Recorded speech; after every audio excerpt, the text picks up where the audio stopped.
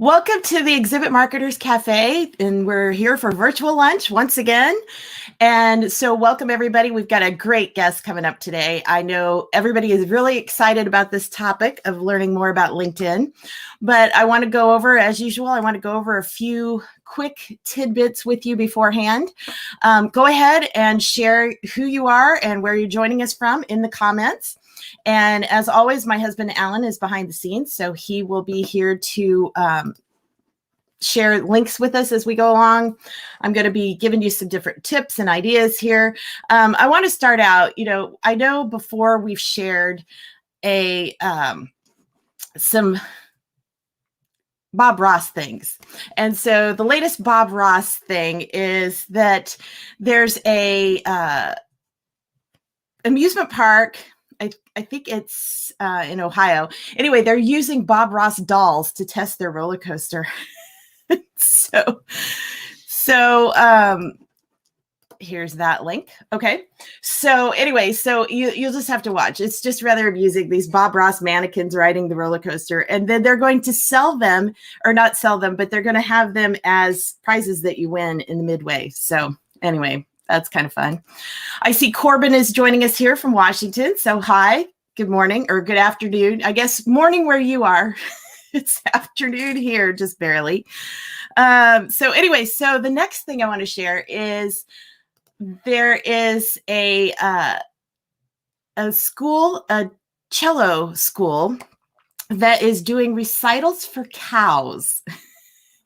And they started doing this, I guess, last fall. And so they do it once a week. They have students from the school come and play for the cows. And so you have to just go check out this article because it's just entertaining. Now, there wasn't a video, I don't think, but you probably, if you Googled it, you could find a video somewhere online. But they set up amidst all the hay bales, and the cows are all right there just enjoying the classical music. So it's also kind of funny to read the article because the cows have certain preferences of music they like and some they don't.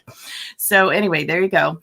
The next thing that I want to share is kind of interesting because I don't know if you've heard the term ghost kitchen.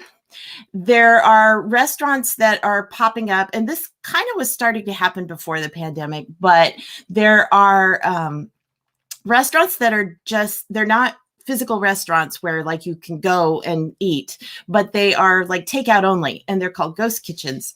So Pepsi has decided to take advantage of that. And so they've teamed up with like the delivery services.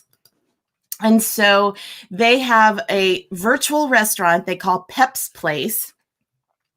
And so you go on, and of course you order your beverage first, and then they recommend other food to go with it. So that's kind of an interesting twist on things.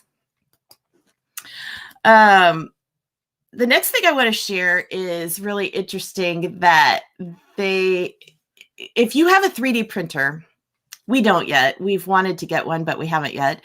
But if you do, you should share in the comments and tell us if you've done some really cool things using your 3D printer. But anyway, there is a site called Scan the World that they are giving free plans for all different kinds of things around the world, famous art and sculpture. So like you can do a 3D print of Stonehenge. You can do, the Thinker, there's lots of different things, Statue of Liberty, so there's lots of different projects on there. So it's kind of interesting. They said their mission is to make art available to people around the world. So anyway, that one's kind of fun. Someday when we get a 3D printer, we'll have to try it, but I see Matt from Champion Logistics is here. Welcome, Matt. Always good to have you. And go ahead and keep dropping your name in the comments as we go along. Let's see. Next thing, and this one is really interesting. I don't know if you've been hearing, it seems like there is, everywhere you go these days, everybody's talking about NFTs. And I have to say, this article that we're going to share next is, this is probably the best explanation I've seen yet of what NFTs really are. Basically, it stands for, and Corbin's here, he could probably tell us a whole lot about this coming from the tech world, but they're non-fungible tokens. So it's basically, it's like a digital something, a digital object. That it does, so it doesn't like really exist, but it's something that can be bought and sold online only. So in the article here from the Vendry, they're talking about NFTs for events. Now, a lot of what they talk about is like concerts. So they're selling what they call golden tickets. So if you buy this token, you have something like, front row seats to every concert for life, or for this particular artist, or you get some kind of a special backstage access or something, so it's something that's attached to the ticket. They also said that they've been doing, like, the Kentucky Derby did some kind of NFTs this year. The NBA, so a lot of different groups are starting to use these tokens, these golden tickets. So it was a really interesting perspective talking about how might those be used for events. So anyway, it's an interesting thought. Don't know exactly where it's going to go from here, but you might want to go check it out. I see Lacey is here from Morristown, New Jersey. So welcome, Lacey. Good to have you here. All right. So let's see. Some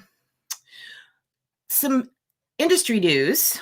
We've got data export standards. That's, we talked for years about badge scanning and how, it depends on what system the show is using, and how, there's a lot of variables, and everybody wished that things could be more standardized. Well, now they're talking about it for the virtual event platforms. So they're working on aligning some data standards. So there's a few of the big names that are already on board. So this article from TSNN gives you a little bit more insight into what they're working on, and how they're trying to streamline the data and get it where, obviously the platforms, they're always going to be different and work a little bit differently, but if they can at least standardize the data, and so the way that you export the data is going to be consistent and easy to use, that'll be a good thing. Al is here from Genesis Exhibits. Welcome, Al. Good to have you here. All right. So a couple of other news bits coming out of Chicago. We have the good and the bad. First of all, the bad news is that they have actually calculated and estimated what they believe is the total cost, the loss to the city of Chicago and the state of Illinois. Really long link. And by the way, if you're on YouTube, if you're watching us on YouTube, the links are already there in the description. You can just click the see more and you'll have all of these. And as you see, Alan is posting them in Facebook as we go along. But the Sun-Times reported that Chicago, or the state of Illinois and Chicago, has lost an estimated $3 billion in impact since the pandemic began, because essentially, McCormick Place has been dark since last March. There has been nothing happening at all. So, they've lost a lot of economic impact. They've lost a lot of tax money. So this article was kind of interesting about how McPier, which is, of course, Navy Pier and McCormick Place together, but how McPier has kept things afloat during this time. So that's kind of interesting. But then flipping over to the good side, we have another article on Chicago, that the Chicago Auto Show is returning in July. So there finally will be something starting up again at McCormick Place. So, we're hoping that that's a good sign for the city, because I know they've, Orlando has gotten restarted. Vegas is beginning to restart. Chicago has just kind of been stuck. So let's see. There we go. There is the link for the Chicago Auto Show coming back. So a couple of quick announcements before we bring on our special guest for today. I want to, let's see, take that down. I want to remind everybody that next time on May 25th, we won't be doing our traditional virtual lunch like we are today. We will be in the AirMeet platform. We've done this a couple times before. We're going to do our virtual lunch networking. So we're going to sit around virtual tables and get to have a chance to actually see each other face to face in video chat. So that will be coming. So watch for that invitation coming up. And then next month, we are going to have Spark, which is a 2-day event called Spark, Reimagine, Expos, and Events. And you may recognize some of our speakers and sponsors. We have some of our virtual lunch regulars that will be participating with us. But it's going to be a lot of fun. We're going to have sessions. We're going to have the roundtables in AirMeet, like what we're doing in a couple of weeks. So there'll be an opportunity to not only just sit in a session and listen to the speaker, but you'll have a chance to actually talk with the speakers and the other attendees as well. And then we'll have some virtual exhibits too. So anyway, and it's all, the whole plan is that this is the beginning of a conversation. So it's not just going to be the 2 days, but it's going to be an ongoing community. And so there's lots of things. You can go to the link that I've got there for more information, and it's going to be a lot of fun. So, all right, let's see. I think that is all of my notes for today. So I am so excited to bring on our guest today because she's known as the LinkedIn expert, and she truly is a LinkedIn expert. So I want to introduce to you Viveka Vengreso. Hello. Hey, Viveka. Hey. She's the co-founder and CVO, or Chief Visibility Officer, of Vengreso. She's known internationally as the LinkedIn expert. I mean, literally, that is her at tag at LinkedIn expert. She's the author of best-selling LinkedIn Marketing, An Hour a Day, and the brand new LinkedIn 101 Ways to Rock Your Personal Brand. There it is. And as a contributing expert to LinkedIn's official sales and marketing blogs and their sophisticated marketers guides, she's often called on to contribute to publications like Fast Company, Forbes, Money, Entrepreneur, the Social Media Examiner, and more. Viveka takes the LinkedIn experience that she's perfected over the last 10 plus years and transforms it into engaging and informational training, and has provided over 100,000 people with the tools and strategies they need to succeed on LinkedIn. So we are very honored to have her here with us today at Virtual Lunch. Welcome, Viveka. Awesome. Thank you so much. It's a pleasure to be here. Thanks. Well, I love how you started this, and how can I compete with Bob Ross and cows, right? But I've got all the links open so I can go look at them later. That's awesome. I love it. Yeah. Well, and just a little backstory for you, Viveka, and for those who may be new joining us. We started this last year in March, and just wanted it to be a community for the trade show industry. Yeah. And so we did it every Tuesday last year. And then now this year we do twice a month. But, I want it to be a place where people can come and, not only learn things, but also have a little bit of fun too. So that's where Bob Ross and the cows come in. I love it. I love it. No, it's such a great resource. It just reminded me kind of like, the old school radio shows that were just kind of like hanging out and chatting, before blogs, before, podcasts, before lives. And I love it. That's awesome. Yeah. Well, thank you. Thank you. Yeah. It's like, when people ask me, is it a podcast? What is it? It's like, well, it's a combination of news show, talk show, late night show. Exactly. All right. Well, moving on to LinkedIn. Yes. So I think the first time I heard you speak was on Amy Porterfield's podcast several years ago. And I remember I was like taking all these crazy notes, and I started working on my profile and fixing things and tweaking things and doing things.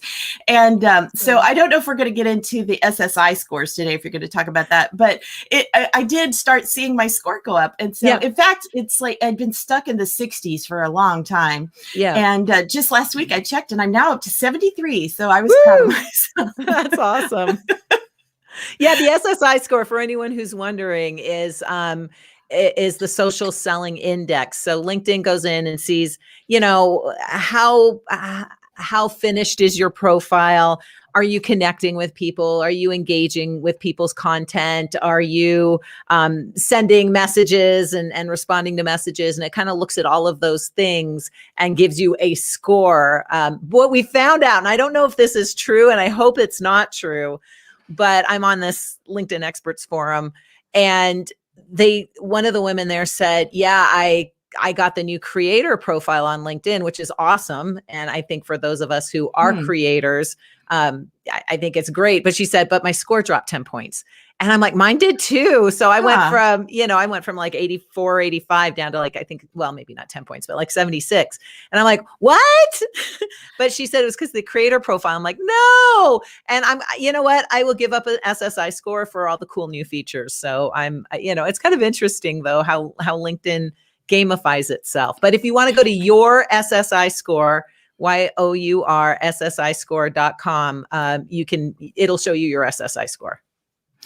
Yeah. And it's tricky to find too. I know, because it took a while for me to find it. I think we might have a link, Alan, we might have a link for the tip that she has on Vengreso's site for the LinkedIn SSI scores. So anyway, if so, we'll put that up here in just a minute. Awesome. And by the way, if you are listening to the replay of this on Trade Show Insights podcast, all the links are in the show notes as well. So you can get those from there if you're just listening to the audio. But so anyway, so talking about, so some of the things that you can do to help improve that score, improve your profile. What are some of your best tips for people to do? Yeah, sure. So again, for those of you who are not only running your business, but you're kind of the spokesperson for your business, go to your profile on the computer, not on your phone, but go to your profile on the computer, scroll down to where it says My Dashboard, and see if you've got creator mode. This is brandish new. It's like a month old or so. So see if you have that creator mode option. And if you do, all it does is it allows your lives to play on top where your banner is, if you in fact have LinkedIn Live, which is a big assumption. Yeah, I'm still waiting on that too. Yeah. It's funny because while you were sharing all the great stuff this morning, I'm like, oh, I've never actually seen, because I'm doing live, so I don't actually see my page while I'm live. So I'm like, oh, I'm going to go see it on Marvelous. And yeah, they haven't given it to you yet. So, so if you've got live, great, it'll play on top of your head. But also it will allow you to choose 5 hashtags that you're going to want to use with regularity. So make them like 5 of your best hashtags. And it will help to promote those posts within what used to be hashtag communities, now just like on LinkedIn. And then it will also move up your featured section, and it will also move up your activity if you're active sharing content on LinkedIn. So if you're not doing any of that stuff, then don't worry, don't even look for it. But if you are active on LinkedIn, if you are a content creator for your company, then definitely you're going to want to turn on that creator mode if you have it yet. And it should be rolling out to everybody soon, but it's LinkedIn. So whatever LinkedIn's definition of soon is. Exactly. Right? 8 months from now, like when I get my next check. Yeah. Like whatever. Yeah. No, well, I've been applying. I've applied, I think like 5 times for LinkedIn Live. And, they just completely, I wish at least they would reject you. They just ignore you. I know. They just, so the trick is you either have to be a LinkedIn Learning author like I am, and that's the only reason I got live, or you just keep applying. My friend Kate just got it. She had to apply 12 times. Oh, wow. Yeah. And if you're already doing lives like you are, right, on YouTube and Facebook, then add links to those lives. And whatever you do, don't tell LinkedIn that you're going to be talking about LinkedIn, because they don't like that, which is what I did wrong, amongst other things. But yeah, if you're applying for lives and you already do lives on other channels, then make sure to share the links. They basically want to know that you know how to do it, and that you know how to use, and let them know that you use StreamYard in your case. And well, maybe it'll interesting. Work. It's interesting because the last time, because it used to be, they asked you all that kind of stuff. The last time I applied, which was just last month, they've streamlined it, and there's like hardly anything. Like you don't have an opportunity to share the fact that, I broadcast every month anyway. And here, not even that. Yeah, no. So just keep applying then.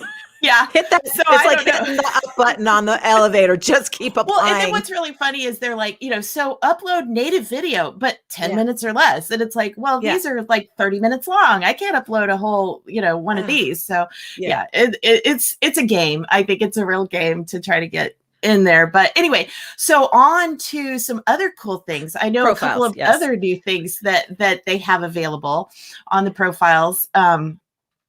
I think there's so the creator, was that the little orange circle? Because you kept talking about No, yeah, the little orange circle is Okay. the and I don't know if they come all together. I got them all together, but I'm not entirely sure they came all together. But yeah, there's this cool new feature. It's called, its official name is Video Cover Stories. Okay.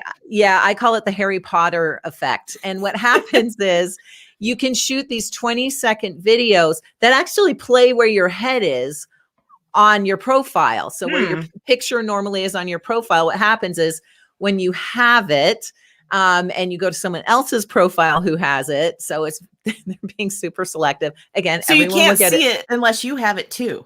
No, and that's why I did the video on it, because obviously if I'm showing my profile in a video, y'all can see it. But you can't see it on other people's profiles unless you have it too. It's just like, ooh, the cool clubs, the cool kids club. But it's cool because you see this picture of the person and then you see this 3-second video and then it goes back to being the picture. So it's very Harry Potter effect. But when you click on the circle, then the full 20-second, advertisement comes up. So for us, I mean, so you've got your headline, of course, which is under your picture. You've got your video cover story, which is your picture. And then you've got your voice pronunciation, which is a little sound icon to the right of your picture. And for all three of those, we basically recommend utilizing our formula, which is tell people who you help, tell your audience who you help, how you help them, and then you can say who you are in the company. But I always say, if I just had what is my title? CVO of Vengreso. Like, you don't know what a CVO is and you don't know what a Vengreso is. Like, am I the chief vitality officer of some soup brand? No one knows what a CVO of Vengreso is. So you never want to lead with that. And unfortunately, when you create your LinkedIn profile, especially if you did it back in the day, it said, what's your title? Where do you work? And that's what it put in that headline section. Right. But you actually have 220 characters where you can tell people, who you help, how you help them, who you are, what you do. So for us, we help B2B companies create more quality and qualified conversations. So there you go. And actually B2B sales and sales leaders. So it's very clear who we help. And then I take that into my name pronunciation tool, which you can only do on your mobile device. You can listen to it anywhere, but you can only do it on your mobile device in the profile section. And then I took that and expanded upon it a little bit for that video cover story. So the brand is very much aligned with the headline and the name pronunciation and the video cover story. And then, of course, if you can get that background image to reflect your brand, obviously you want to do that too. And that's all right above the fold. Like, right. If you have those elements, and then of course you want a picture that looks like you, because the last thing you want is like that 1980s glam shot. And then you have that video cover story, which looks like your mother. And then it goes back to being glam shot, so you want to make sure that you nail all of those. And it takes a little bit of effort. But once that's done, that's huge, huge, huge as far as impact and branding. And then you've got, and then people are a lot more likely to scroll down and look at the rest of your profile, which you want to be a resource for your buyer. You don't want it to be a resume. So many people, in fact, they had a tool, it's gone now, but you used to be able to upload your resume into LinkedIn and it would plug it into the right places, right? And a lot of people stop there, but hopefully there's not many people on this call or on this live looking for a job. So if you, right? But if you've got a company and you want the company and you want to explain, your company, you really want to focus again on how you help people, not that you're, that you've got 25 years in the industry. No one cares about that yet. They want to know, how can you help me? how are you going to help me? How are you going to help me and my brand stand out online? How are you going to help me and my brand stand out at a conference? Should we ever go to those again? How are you in a virtual event? How are you going to help me and my brand really stand out? And so once you've addressed that, then you can go into, who you are and how long you've been in the world of, exhibits or whatever. Well, and I think I know that's something I probably need to work on my headline. I've done a good job of changing it out. Like, I put in about virtual event experience in there last year, which of course now all of a sudden I get all these like spammy people wanting to connect with me just because I have virtual events in there in the title. So exactly. But okay, so that's another thing. Let's talk about reaching out and connecting, because I get lots of LinkedIn invitations from people, and I'm pretty open. If I look and I see that, we have 27 shared connections and most of them are in the trade show industry, I know they're probably okay. But if I get an invitation from somebody and we only have one or two people in common, and it's like, and especially like you said, that headline, I'm reading it, I'm going, this person's a salesperson, I can tell. And lead like, generation.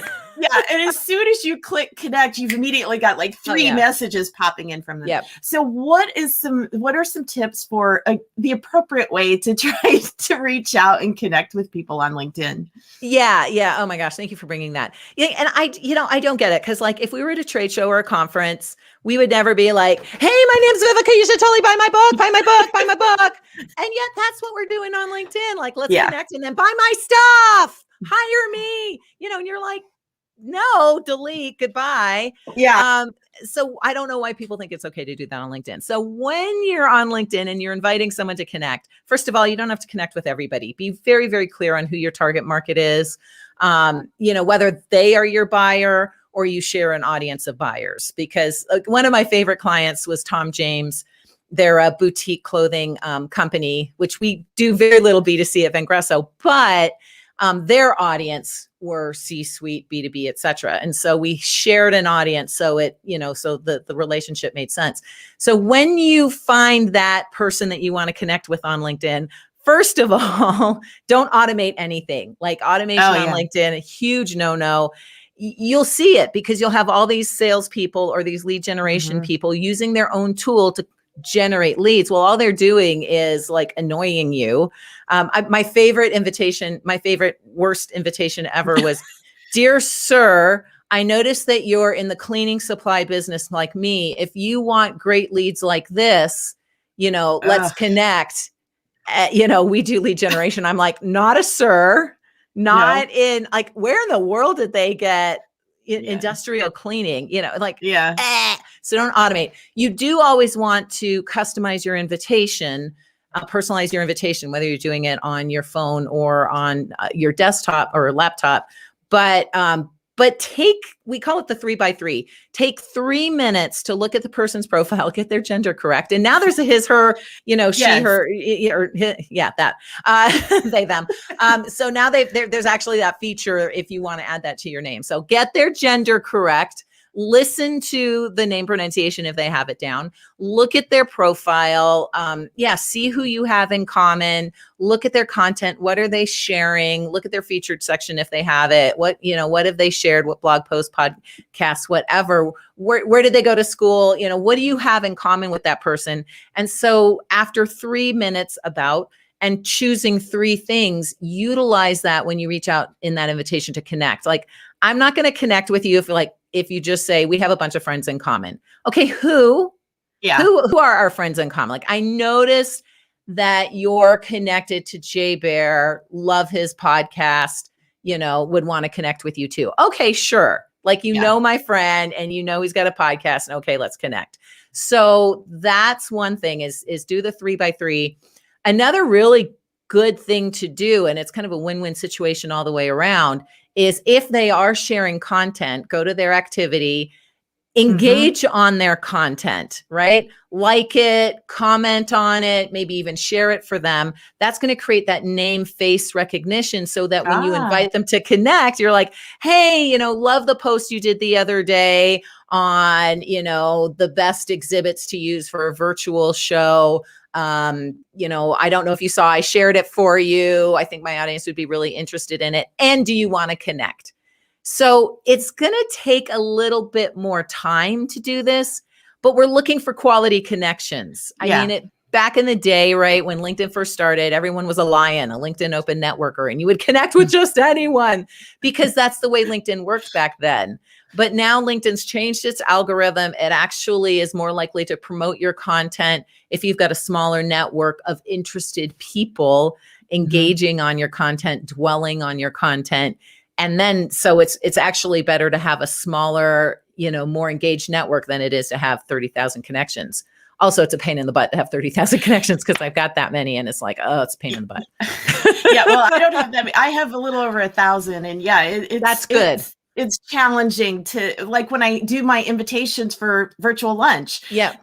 LinkedIn, at least I've not found a way that you can save an invitation list. So I have to go Wouldn't that be every time? Every time. And literally, I'm like cross-eyed by the time I'm done. I'm like going through all these names. So those of you who get my invitations, if I ever skip you one week, I'm very sorry, but I have to go one by one. But you can always go to our profile and see the invite there. Yeah, you can always, and then that's why I always share it. The day before, I always just share it openly as well.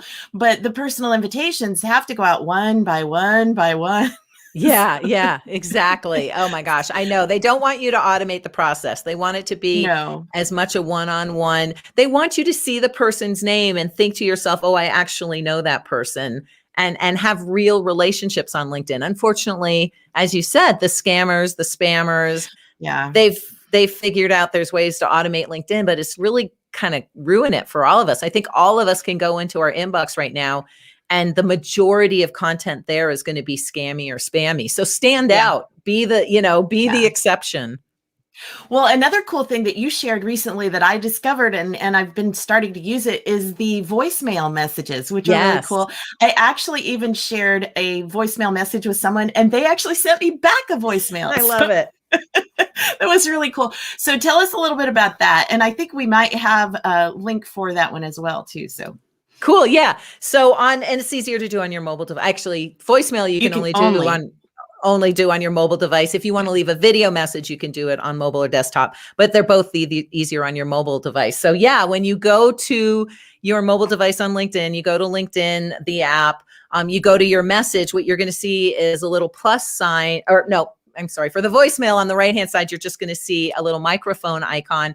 If you press that, you can leave up to, I think it's a 30-second voicemail, which is definitely going to be different than what everybody else is doing out there. Now, you can't do that on your invitation to connect, but you can do it once you are connected with someone. So once they've accepted that invitation, you can absolutely leave voicemails, and it's really going to separate you from all the other stuff out there. And the other thing you could do, which is really powerful, is leave a video message. You could do it natively using your app. You can do it natively on your desktop, and or you can use a third-party tool. I use OneMob, but it's a really great way to stand out. Yeah, I have SendSpark, and I've been using that too. Yeah. So yeah. Well, couple other things I want to make sure we get in here is that your great new book, 101 Ways to Rock LinkedIn, you have made it available so anybody can get a free PDF copy. So that's how I read mine. So that's why I don't have a copy I could share. Mine's exactly. On my iPad. But I'm going to share that link for you so that you can go get a copy of Viveka's new book. Yeah. And then also there's lots of other resources that you have available on the Vengreso site as well. So I'm going to put up that one. So here is the link that you can go request Viveka's brand new LinkedIn book with 101 tips. And I mean, I've got a whole new list, a task list now of things that I still need to work on. So it's really, I mean, 101 seems like a lot, but actually this book is a lot. Oh, it's a fast smaller than the first. Yeah. I mean, it's like tip, picture, tip, picture, tip, picture. So you can get it, you can read it in probably an hour or two. It only took me like, I don't know, 6 to 8 hours to write and 498 hours to edit. But, well, I didn't have to edit it and the team did, but yeah, that's, realistically, folks. So if it only took me like, 4 to 6 hours to write it, it's not going to take you that long to read it.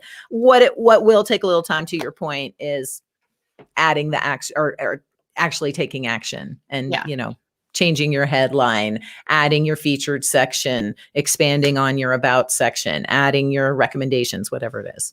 But it's a great way to just kind of go through and it's like, Yeah. okay, got that handled. Okay, here's my next thing, and just kind of walking through. Check. So I like how it's the little bite-sized tips. Makes it feel very manageable that way. Awesome. Well, our audience, of course, is B2B salespeople. So we know attention span 0, so we have to make sure just a little bit of activity a day. Or it's like, I got 5 minutes. What can I do? Exactly. Just work it in. Exactly. I got 5 minutes between calls. Yeah. So, well, Viveka, thank you so much for being our guest today on Virtual Lunch. I mean, this has been so eye-opening. I mean, I follow you and I still learned new things today that I hadn't heard you talk about before. So thank you so much. I really appreciate it. Oh my goodness, my pleasure. And to everybody, just a quick reminder that on the 25th, we will be doing our virtual networking on AirMeet. And so be sure and join us for that. And until then, everybody just go out there and let's all make our LinkedIn profiles look beautiful and stay connected. So, bye. Bye, everyone.